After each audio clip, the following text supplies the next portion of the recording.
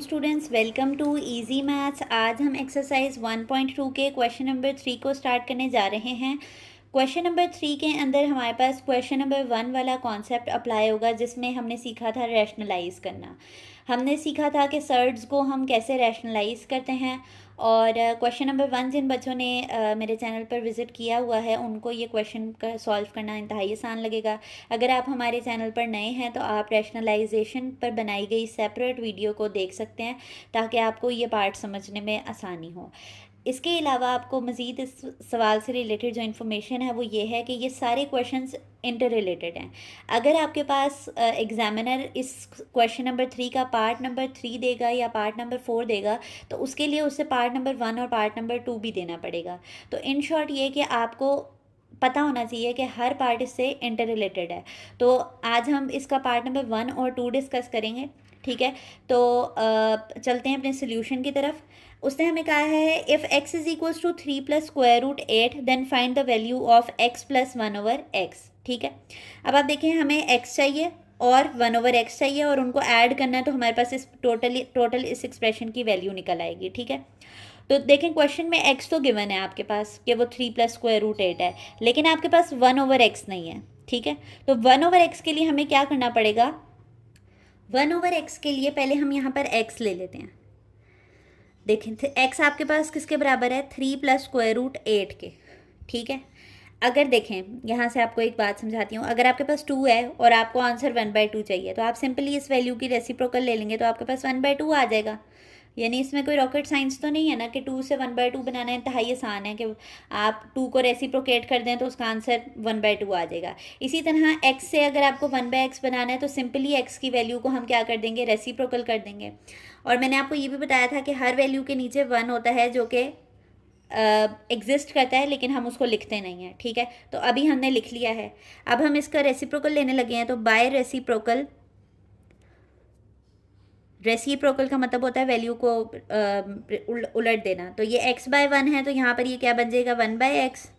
और यहाँ पर ये 3 प्लस स्क्वायर रूट 8/1 है, तो 1 ऊपर आ जाएगा और 3 प्लस स्क्वायर रूट 8 आ जाएगा, ठीक हो गया। अब आप देखें कि हमारे पास 1/x निकल आया, लेकिन क्या ये 1/x सिंप्लीफाइड है? नहीं। सिंप्लीफाइड ये तब होगा जब हमारे पास डिनोमिनेटर में से ये जो स्क्वायर रूट का सिंबल है वो ख़त्म हो जाएगा, यानी जब हम इसको रैशनलाइज कर लेंगे। तो अब हम यहाँ पर क्या लिखने लगे हैं कि बाय रैशनलाइजेशन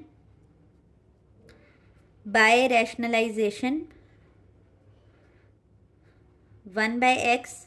रैशनलाइजेशन में हम क्या करते थे कि हमारे पास जो डिनोमिनेटर होता था उसका कॉन्जुगेट लेते थे और कॉन्जुगेट को न्यूमरेटर और डिनोमिनेटर से मल्टीप्लाई कर देते थे।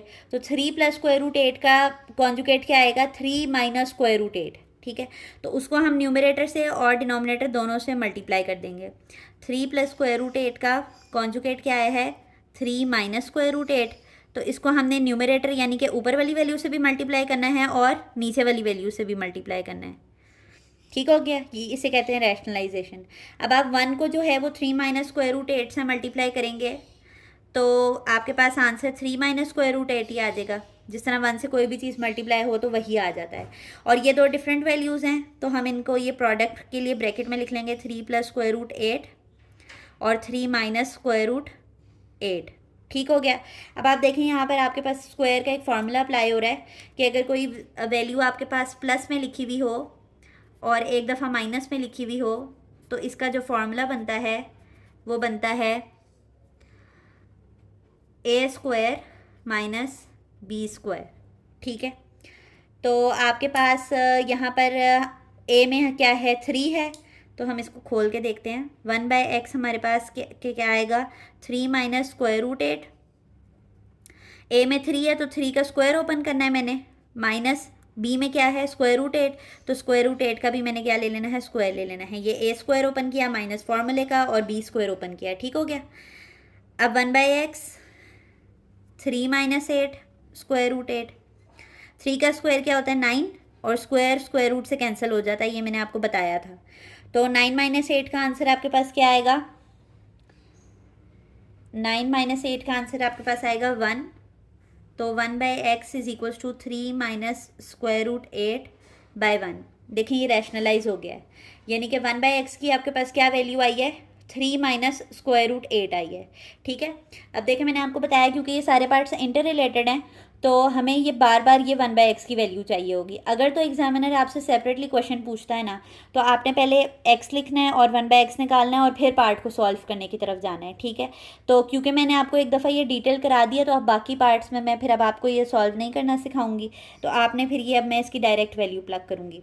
तो अब देखें हमारे पास x भी आ गया और 1/x भी आ गया। अब मैं ये यहाँ पर सॉल्व करूँगी, ठीक हो गया, ताकि आपको ये समझ आ जाए कि इसका सोल्यूशन किस तरह से प्रोसीड हुआ है।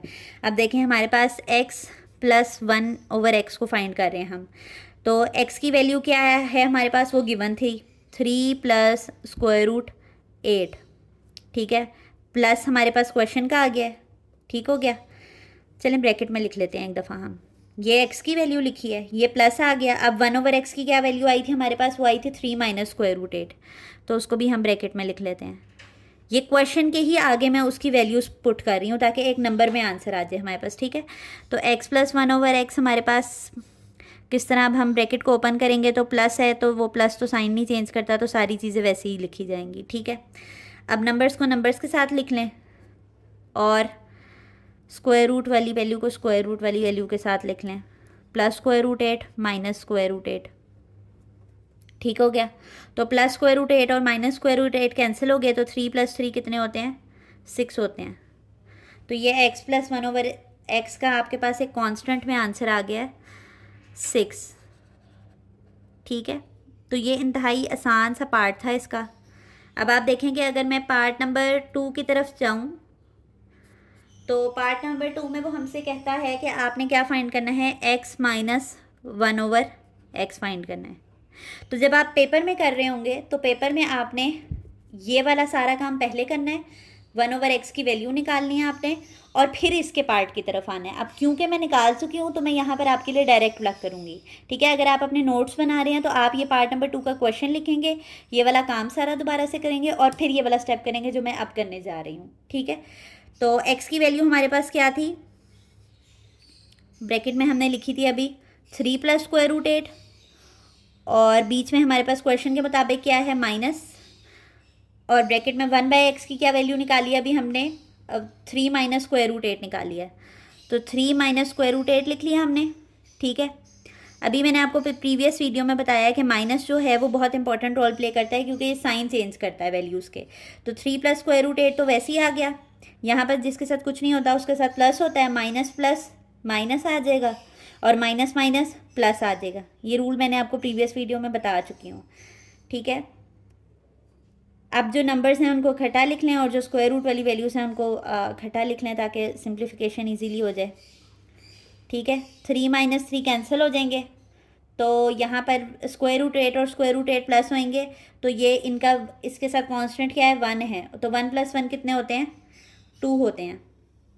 तो यहाँ पर हमारे पास क्या हो जाएगा, 2 स्क्वायर रूट 8 हो जाएगा, सॉरी यहाँ पे minus 1/x is equals to 2 square root 8, ठीक हो गया। तो हमारे पास x माइनस 1/x का आंसर क्या आया है, 2 स्क्वायर रूट 8 आया है। तो इसको भी हम बॉक्स कर लेते हैं। तो ये दो पार्ट्स आपको एक साथ कराने का मकसद है कि आपको एक बेटर अंडरस्टैंडिंग डेवलप हो जाए कि आप देखें कि अगर हमें x प्लस 1/x निकालना है तो उसके लिए भी हमें 1/x चाहिए, अगर हमें x माइनस 1/x चाहिए तो उसके लिए भी हमें 1/x निकालना ही पड़ेगा, ठीक है। तो ये सारे इंटरकनेक्टेड पार्ट्स हैं।